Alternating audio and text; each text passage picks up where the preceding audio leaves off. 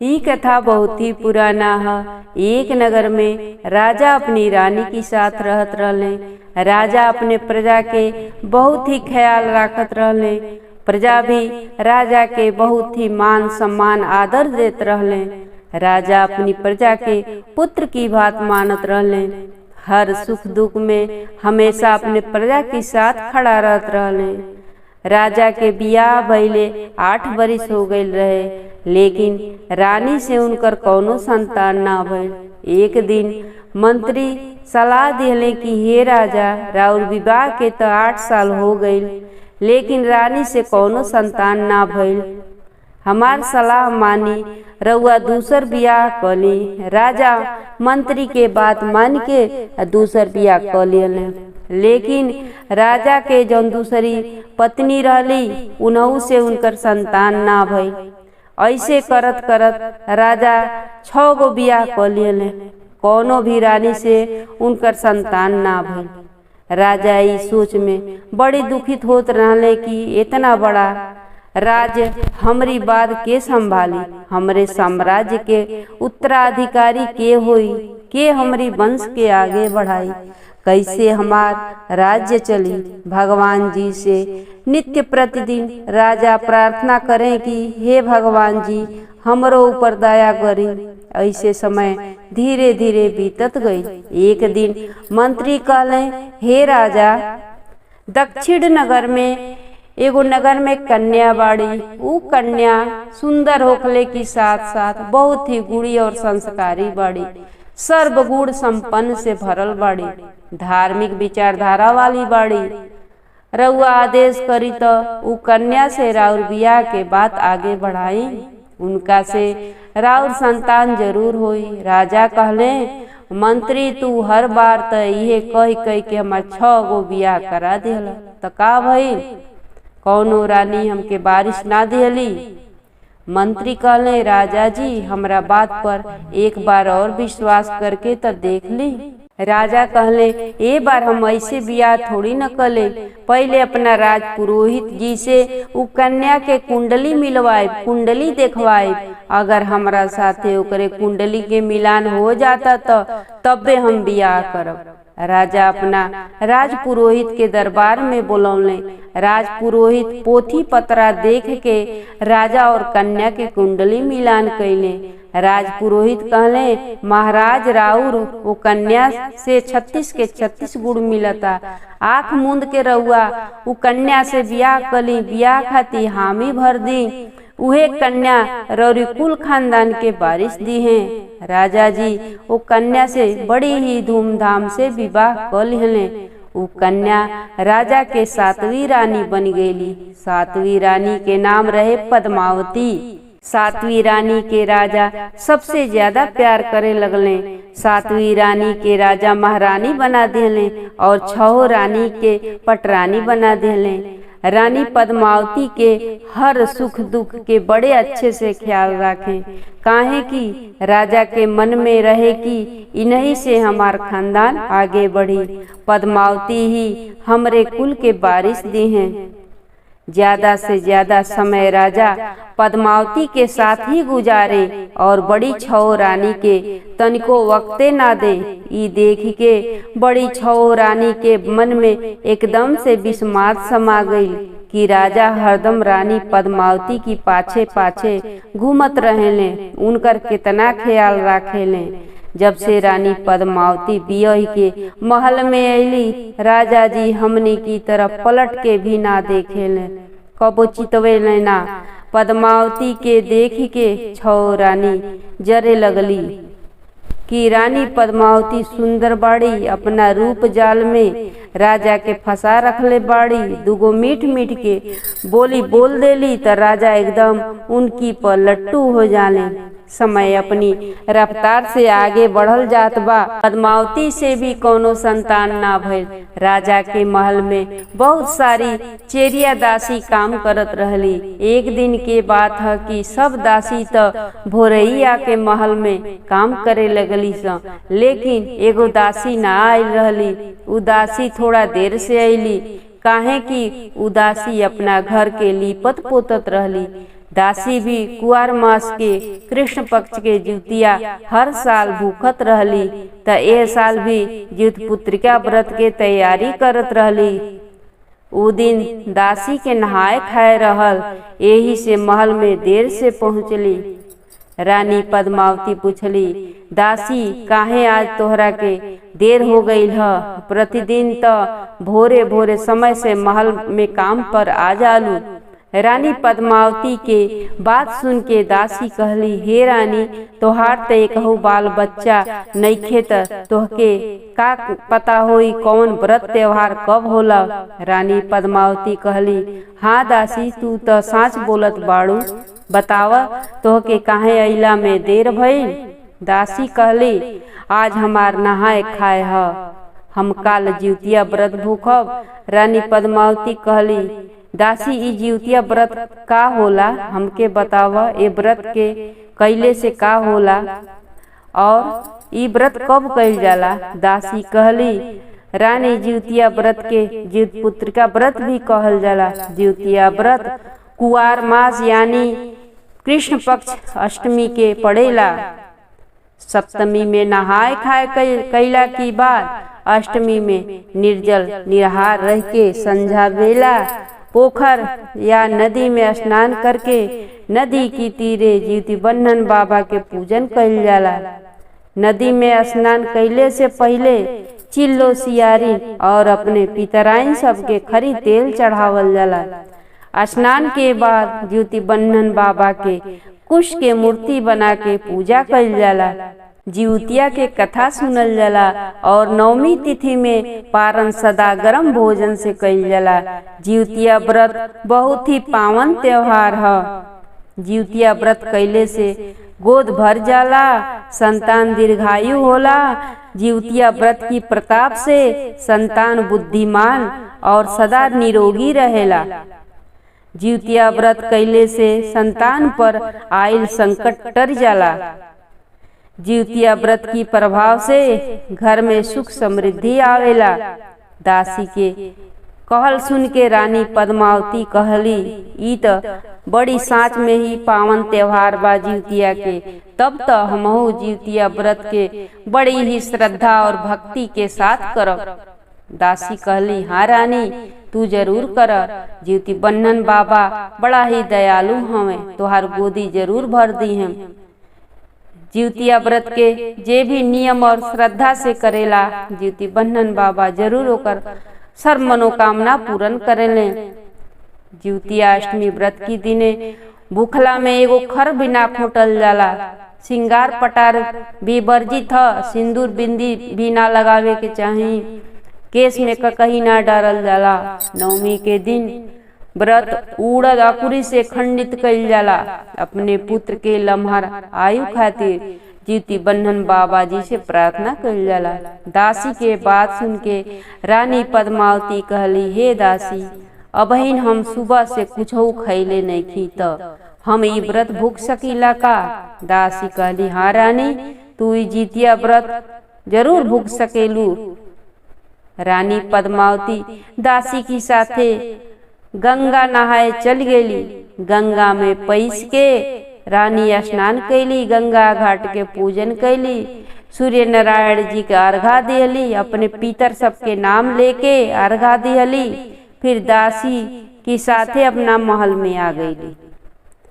रसोई घर साफ करके शुद्ध सात्विक भोजन बनवली और भोरे बैले से पहले चील सियारो और पितराइन के चूड़ा दही नोनी चौराई के साग चढ़ा बढ़ा के सरगई खा के नहाए खाए कैली। फिर अष्टमी जितिया व्रत बहुत ही निष्ठा और श्रद्धा से रह के नवमी में पारण कैली। कुछ दिन बीतला पर रानी पद्मावती के गर्भ रह गई। अपने राजा साहब के बतौली की चक्कर आवता और कौनो भोजन रुचिकर नहीं खे लागत, कौनो भोजन हमके अच्छा नहीं खे लागत। राजा चिंता में पड़ गई कि हमारी रानी के अचानक का हो गई। रानी पद्मावती कहली, हे राजा, काहे चिंता करत हई, हमके वैद्य से दिखा दी।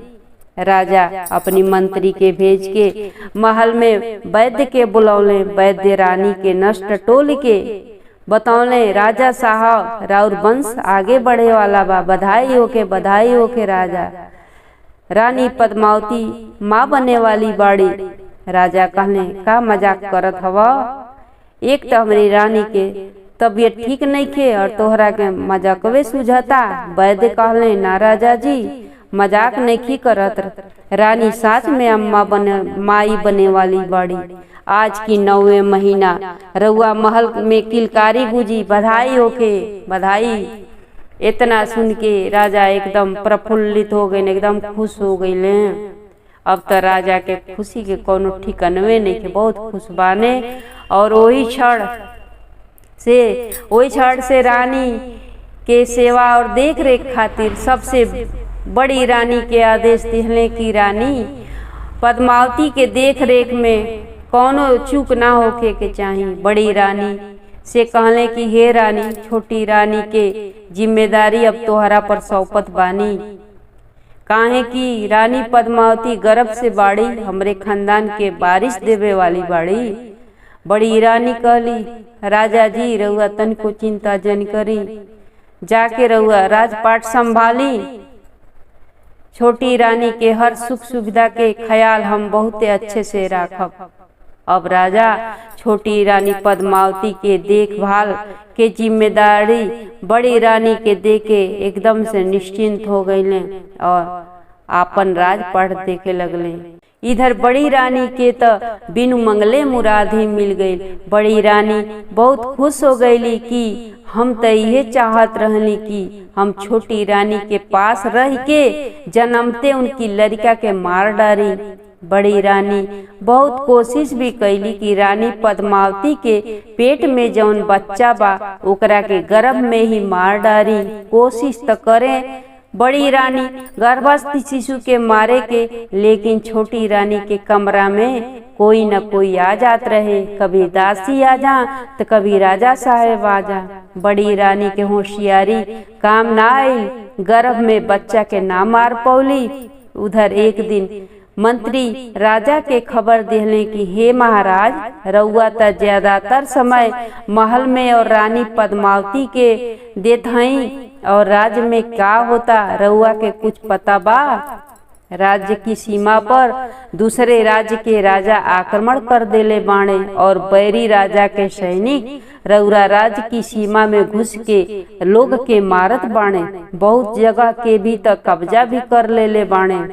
हे राजा, रउआ जल्दी जाई और बैरी राजा के सीमा की अंदर अइले से रोकी। राजा अपन अस्त्र शस्त्र तैयार करके लड़ाई में जाए से पहले छोटी रानी पद्मावती की महल में अइले।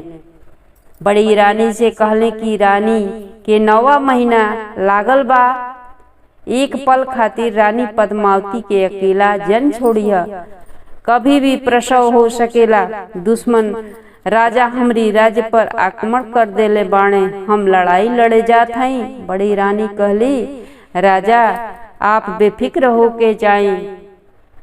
राजा युद्ध की मैदान में चली गईले, बैरी राजा के हरा भी दिहले।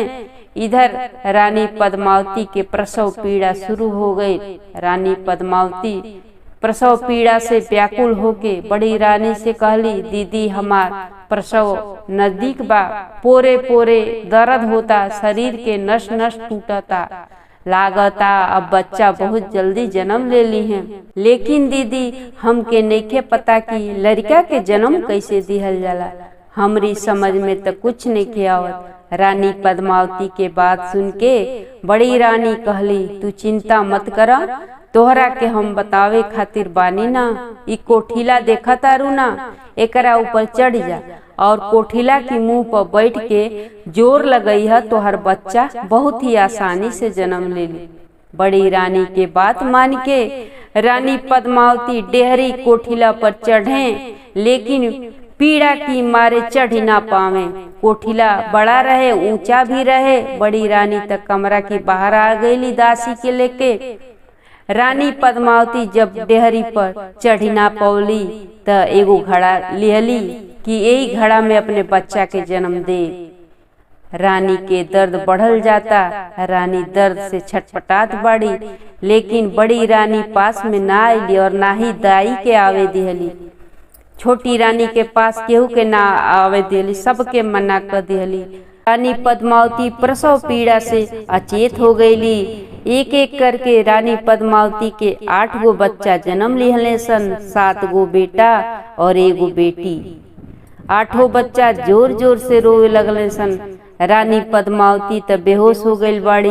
बड़ी रानी अपनी दाई के लेके अंदर आ गईली और दाई से कहली, दाई ये 1 झोरी सोने के मोहर ले ला और ये 8 नवजात बच्चा के टोकरी में उठा के जंगल में गड्ढा खोद के तोप दीह।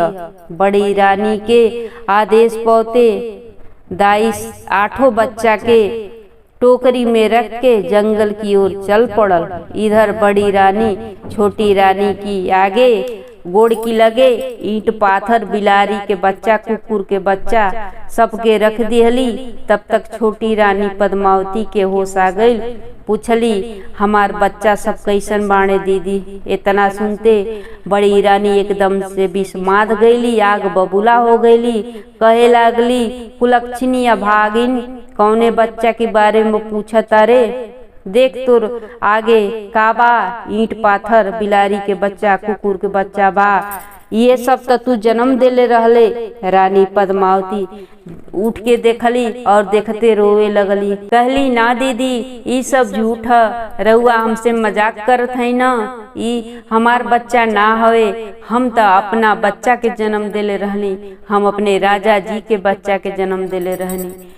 3-4 गो बच्चा भइल तबले तो हमार होश रहे, ओकरा बाद के हम नहीं जानत दीदी।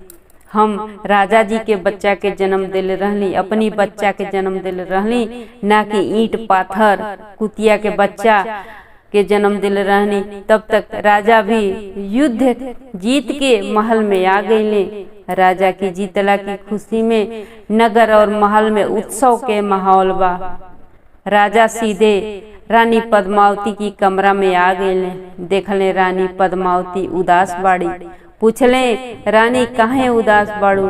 रानी पद्मावती मुँह से कुछ नहीं की बोलत, नजर नीचे करके बैठल रोवत रही। तब तक बड़ी रानी दंदनाथ राजा के पास आ गेली। ई कुलक्षणी कल मुही का बोली? बोले के तो कुछ नहीं के एकरा पास। ई तो रउआ से झूठ बोलले रहे कि एकरा पेट में बच्चा बा, ताकि रौरी नजर पर चढ़ल रहे, रउआ कपार पर नाचत रहे। एकरा तो कौनो पेट में बच्चा ना रहल, बस नाटक कैले रहलस। टोकरी में धइल कुत्ता के बच्चा, बिल्ली के बच्चा और ईंट पाथर लिया के राजा के देखा देली। कहली, देख ली राजा, ई राउर दुलारी प्यारी पद्मावती रानी जन्म देले बाड़ी। ई तो झूठे प्रसव पीड़ा के बहाना करके बेहोश भी हो गईली। अपनी आगे गोड़ की लगे ईंट पाथर कुत्ती के बच्चा बिल्ली के बच्चा रखी के ई सब देख राजा बड़ी दुखित भ गईले और आग बबूला होके कहले, पद्मावती तू हमरा नजरी से गिर गईलू, हमके 9 महीना अंधियारा में रखलू, कुल के वारिस देबू, हमरे सीधापन के बहुत फायदा उठौलू। तू अभी के अभी हमरा महल और हमरा राज के छोड़ के निकल जा, हमरी नजर से तू हमेशा खातिर दूर हो जा। छौ रानी कहली, ना राजा, एकरा के महल से जन निकारी, एकरा के महल में ही रहे दी। महल में जितना भी चेरिया लौड़िया दासी बाड़ी सन सबके रउआ छुट्टी दे दी और महल के दासी वाला काम एकरा के दे दी। झाड़ू बहारू करी, बर्तन धोई, सबकर कपड़ा लत्ता फीची कचारी, गोरुअन के सानी करी, सब ये काम करी। रानी पद्मावती के रानी से नौकरानी बनत देर ना लागल। राजसी पोशाक जौन भी उनके शरीर पर रहे जेवर सब 6 रानी मिल के उतार लेली और उनका के फटही लुगरी पहिरे के दे दिहली। कुल पद्मावती दिन भर महल के काम करे, खाए के बासी भोजन मिले और 6 रानी पद्मावती से नौकरानी जैसन व्यवहार करे सन। अब तो महल और नगर राज्य में बस एक ही बात के चर्चा होखे कि राजा अपनी 7वीं रानी की साथे ठीक ना कैले, राजा के जरूर कुछ धोखा भइल बा। महल के नौकर दासी सब ये कहे सन कि रानी कभी भी झूठ ना बोल सकेली। नौकर चाकर की साथे हमेशा रानी पद्मावती के व्यवहार बढ़िया रहे। धीरे धीरे समय अपनी गति से बीते लागल। कुआर मास के जिउतिया परब आइल त दासी पद्मावती रानी से कहली, हे रानी, तोरा से एगो बात कही मनबू? रानी पद्मावती कहली, हाँ बोला दासी, का कहल चाहतारू? हम जरूर करब। दासी कहली, रानी, तोहके याद बा पिछली बार जिउतिया भूखलू त जिउती बन्हन बाबा की आशीर्वाद से तोहार गर्भ रह गई रहे, फिर बच्चा भी जन्म लिहले, लेकिन केहू साजिश रच के तोहरे बच्चा से तोहके दूर कर दिहले। हमार कहल माना, तू फिर यह साल भी जिउतिया भूख, तोहार बच्चा जिउती बन्हन बाबा जरूर तोहके लौटा दी। रानी पद्मावती कहली, हाँ दासी, तू एकदम ठीक बोलत हऊ। हम यह साल भी जिउतिया के व्रत जरूर भूखब। हमार बच्चा जहाँ भी होखे जिउती बन्हन बाबा ढाल बन के सदा रक्षा करे। दासी कहली, हे रानी, आज ही तक कुआर मास के नहाए खाए है। त रानी पद्मावती कहली, त देर न कर दासी, चल गंगा नहाए आइल जा। रानी पद्मावती दासी की संग गंगा नहाए गईली। गंगा नहा धो के सूर्य भगवान के अर्घा देली, गंगा घाट के पूजन कैली, फिर दासी संग घरे आ गईली। अगला दिने अष्टमी व्रत निर्जल निराहार रह के नवमी में व्रत के पारण कके जिउतिया व्रत के पूर्ण कैली।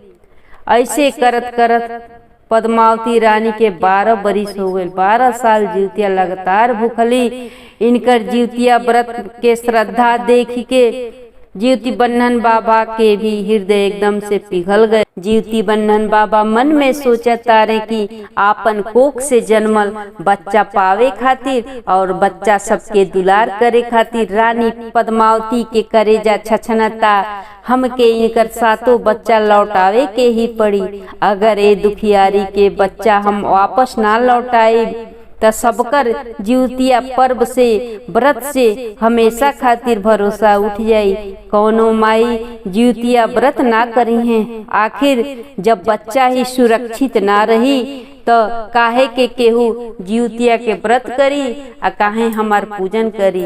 एक दिन नगर के कुछ लोग राजा की दरबार में आइले। राजा से कहले, नदी के किनारे पीपल के पेड़ के पास अचानक 7 गो बांस और एगो फूल के पेड़ जाम गईल बा। 7 बांस और फूल आपस में बात करेला सा, कुछ कुछ बोलेला सा। राजा के मंत्री कहले, महाराज, ई तो बड़ी अद्भुत बात भइल कि बांस और फूल आपस में बात करत हमें।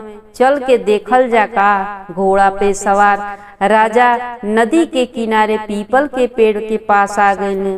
राजा फूल के पेड़ के देखले, बहुत सुंदर सुंदर फूल फुलायल रहे। राजा कहले, पेड़ पर तो बहुत सुंदर सुंदर फूल बा, ए मंत्री तोड़ ले चला, हम यही फूल से आज पूजा करब।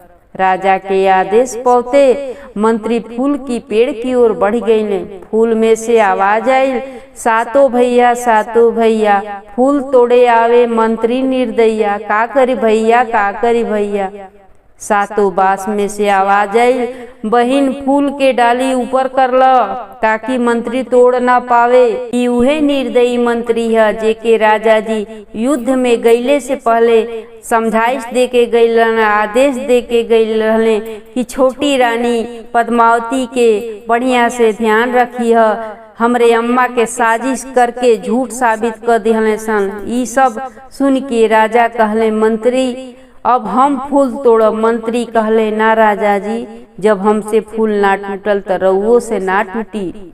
बांस और फूल के बात सुन के हमके तो इहे लागता कि छोटी रानी की साथे जरूर कुछ साजिश भइल बा। राजा ना मनले, फूल तोड़े चल भइले। फूल में से आवाज आई, सातों भैया फूल तोड़न आवे राजा निर्दयिया। सातों बांस में से आवाज आई, बहिन फूल के डाली ऊपर उठा ल ताकि ई पापी राजा तोहरा फूल के हाथ भी ना लगा पावे।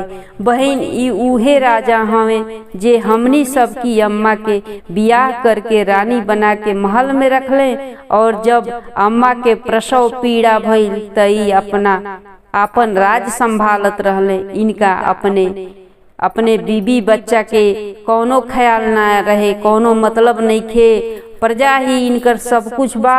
महल में साजिश हो गई और राजा साहब के कानो कान खबर ना चलल और हमनी की अम्मा के सजा दे के दासी बना दिहले।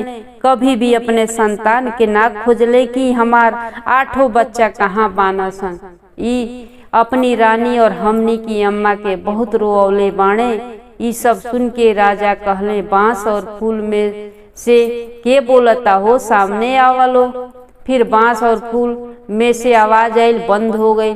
मंत्री कहले, राजा साहब हमार बात मानी, छोटी रानी के साथ बहुत बड़ा साजिश भइल बा, रउआ अपना 7 रानी के लेके आई। राजा कहले, हमार केवल 6 गो रानी बाड़ी, दासी के हम रानी ना मानीला। छोटी रानी पद्मावती के साथ हमार कौनो रिश्ता नहीं थे, उनकर तो हम मुँह भी ना देखल चाहिला। कुलक्षणी धोखेबाज औरत हऊ, हम 6 रानी के लेके आए। मंत्री कहले, राजा जी हम छोटी रानी के जरूर लेके आए। राजा कहले, ठीक बा, हमार 6 रानी डोली से आई हैं और दासी पैदल आई हैं। भोर भइल, 6 गो रानी पालकी में बैठ के अली पीपल के पेड़ के पास और रानी पद्मावती पैदल पैदल अली। 6 रानी फूल के देख के मोहित हो गई। सब कहे, पहले फूल हम लोढ़ब, पहले फूल हम लोढ़ब। राजा कहले, बारी बारी से सभी फूल लोढ़िए। पहले फूल बड़ी रानी लोढ़िए। बड़ी रानी फूल लोढ़े चलली। फूल से आवाज आवे लागल, 7 भैया 7 भैया फूल लोढ़े आवे। बड़ी रानी निर्दयिया, का करी भैया, का करी भैया। 7 बास में से आवाज आई, बहिन पहले माँ के चरण में फूल चढ़ा दो, पुष्प चढ़ा दो, फिर सब पुष्प मैया की आंचल में गिरा दो, ताकि मैया के आंचल भर जा फूल से। बहुत सौभाग्य बा कि हमनी के जन्मदाता हमनी के माई आयल बड़ी। अपने आप फूल की डाली से रानी पद्मावती के चरण में एक एक करके फूल गिरे लागल। अचरा फूल से भर गई। मंत्री राजा से कहले, राजा जी देखली सब लोग फूल तोड़े गई, तब फूल के डाली ऊपर हो जात रहे, लेकिन जब छोटी रानी पद्मावती फूल लोढ़े गईली तो सारा फूल अपने आप इनकी चरण में बिछ गई और इनका फूल से अचरा भर गई। जरूर कुछ बात बा, पता तो करी राजा जी कि आखिर साजिश के कैले बा छोटी रानी की साथे। राजा रानी पद्मावती से कहले, हे रानी तू बांस और फूल से पूछ कि का बात है। तब बांस में से आवाज आई, हे राजा तोहरी छोटकी रानी पद्मावती और हमारी अम्मा की साथे बहुत बड़ा अन्याय भइल बा, साजिश भइल बा। जब अम्मा हमनी के जन्म दिहली तो बड़ी रानी दाई के मोहर के लालच दे के हमनी के जंगल में गाड़े के आदेश देले रहली, लेकिन जीवतिया व्रत की प्रताप और जीती बंधन बाबा की आशीर्वाद से हमनी के जान बाच गई। जब दाई टोकरी में हमनी के रख के जंगल में गाड़े ले जात रहली और गड्ढा खोदत रहली, टोकरी जमीन पर रख के, तभी जंगल में जोर से आंधी पानी आ गई। जंगल में एकदम अंधेरा छा गई। जीवती बंधन बाबा टोकरी से हमनी के 8 भाई बहन के निकार ले गईले। आंधी तूफान देख के दाई डर की मारे जंगल छोड़ के भाग गई। फिर जीवती बंधन बाबा बन के देवी माता के बुला के हमनी भाई बहन के सौंप दिहले। कहले, हे बन के देवी ई बच्चा सबके देखभाल के जिम्मेदारी तोहरा के देत हई, बच्चा सबके संभाल के रखिया। ई सब सुन के रानी पद्मावती जोर जोर से रोए लगली। कहली, बबुआ त का हमारी पास ना आई बोलो, तहन लोग के पावे खातिर हमके का करे के पड़ी। बांस और फूल से आवाज आयल, अम्मा तू 7 बांस में से एक एक पत्ता तोड़ी लो और एक पत्ता फूल में से तोड़ लो और जीवती बंधन बाबा और सूर्य नारायण जी के ध्यान कर और हमनी संतान के हाथ जोड़ के वापस मांगा। बांस और फूल के कहला अनुसार रानी पद्मावती सातों बांस में से एक एक करके 7 पत्ता तोड़ ली और एक पत्ता फूल में से तोड़ के ज्योति बंधन बाबा और सूर्य नारायण के आवाहित कैली। हे नाथ, हमारी पर दया करी, दया दिखाई, हमरे बच्चा सबके हमसे मिला दी। 12 साल से अपना संतान खातिर बहुत तड़पल बानी बाबा। वही पल बाबा जी मुतवाहन वन माता की साथे 7 पुत्र और एक पुत्री के लेके रानी पद्मावती की सोझा प्रकट हो गई। अपने संतान के छाती से लगा ले रानी। राजा भी अपन बेटा बेटी पाके बहुत ही खुश हो गए। राजा अपनी मंत्री के आदेश दिले कि 6 रानी के यही जंगल में गड्ढा खोद के गाड़ दलो। इतना सुन के रानी पद्मावती कहली, ना राजा, रउआ इतना बड़ा पाप के भागी जन बनी, हमके कुछ ना चाही, हमनी के संतान मिल गई। नगर में मिठाई बंटवाई। आज हमार जिउतिया के अष्टमी व्रत है और हम नहीं चाहत कि हमरी नगर राज्य में कोई के हत्या होके। आज तो उत्सव होके के चाही। राजा खुश हो गए, सब मिल के महल में आ गए। 6 रानी के राजा महल के दासी बना दिले। ज्योति बंधन बाबा की कृपा से रानी पद्मावती के संतान वापस मिल गई। राज्य नगर में ज्योति बंधन बाबा के जय जयकार होके लागल। राजा अपने राज में घोषणा करा दिले कि अब हर पुत्रवती महिला ज्योतिया के व्रत करी, अपने पुत्र की दीर्घायु खातिर, अपना पुत्र की सुख समृद्धि खातिर। जय हो जी मुतवाहन बाबा।